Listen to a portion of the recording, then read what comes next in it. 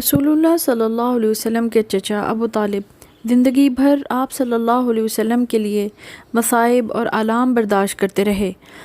مگر افسوس کہ نبی صلی اللہ علیہ وسلم کی ہزار کوششوں کے باوجود ایمان نہ لائے۔ بخاری و مسلم کی روایت ہے کہ نبی صلی اللہ علیہ وسلم ابو طالب کی وفات کے وقت آپ کے پاس تشریف لائے اور فرمایا، یا عم قل لا الہ الا اللہ، چچا جان پڑھیے لا الہ الا اللہ۔ نبی صلی اللہ علیہ وسلم ابو طالب کے آخری سانس تک بڑی ہی آس امید کے ساتھ مشفق چچا کو مسلمان ہونے کی تلقین کرتے رہے، مگر اس وقت ابو جہل اور امیہ وغیرہ ان کے پاس بیٹھے ہوئے تھے، خبر بہکاتے رہے، یہاں تک کہ جب آپ پر آخری وقت تھا، نبی صلی اللہ علیہ وسلم نے فرمایا، چچا جان اس وقت بھی اگر آپ لا الہ الا اللہ پڑھ لیں تو مجھے اللہ تعالیٰ کی بارگاہ میں آپ کے لیے شفاعت کا موقع مل جائے گا۔ پھر ابو طالب نے کہا کہ میں عبد المطلب کے طریقے پر دنیا کو چھوڑتا ہوں۔ چچا کے بے دین فوت ہونے پر رسول صلی اللہ علیہ وسلم کو سخت صدمہ ہوا،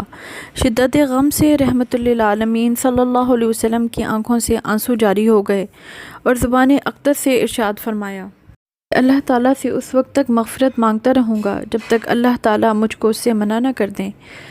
طبقات ابن سعد میں حضرت علی رضی اللہ تعالیٰ عنہ کی روایت ہے کہ میں نے رسول اللہ صلی اللہ علیہ وسلم کو ابو طالب کی وفات کی خبر دی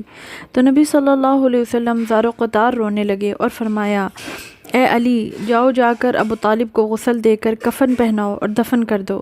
اللہ تعالیٰ اس کی مغفرت فرمائے اور اس پر رحم کرے۔ رضی اللہ تعالیٰ عنہ فرماتے ہیں کہ میں نے نبی صلی اللہ علیہ وسلم کے ارشاد کی تعمیل کی، سرور عالم صلی اللہ علیہ وسلم کئی دن تک گھر سے باہر نہ نکلے،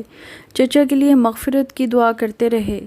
یہاں تک کہ جبرائیل علیہ السلام اللہ تعالیٰ کا یہ حکم لے کر نازل ہوئے، اللہ الرحمن الرحیم،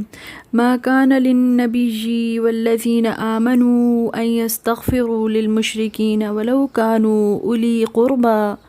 من بعد ما تبین لهم انہم اصحاب الجحیم۔ نبی صلی اللہ علیہ وسلم کو اور ان لوگوں کو جو ایمان رکھتے ہیں ایسا کرنا سزاوار نہیں کہ جب واضح ہو گیا یہ لوگ جہنمی ہیں، پھر مشرکوں کی بخشش کے طلبگار ہوں اگرچہ وہ ان کے عزیز و اقارب ہی کیوں نہ ہوں۔ بعض معتبر مفسرین نے اس آیت کے نزول کا سبب بعض دوسرے واقعات بھی بتائے ہیں جن کی تفصیل تفاسیر میں موجود ہے۔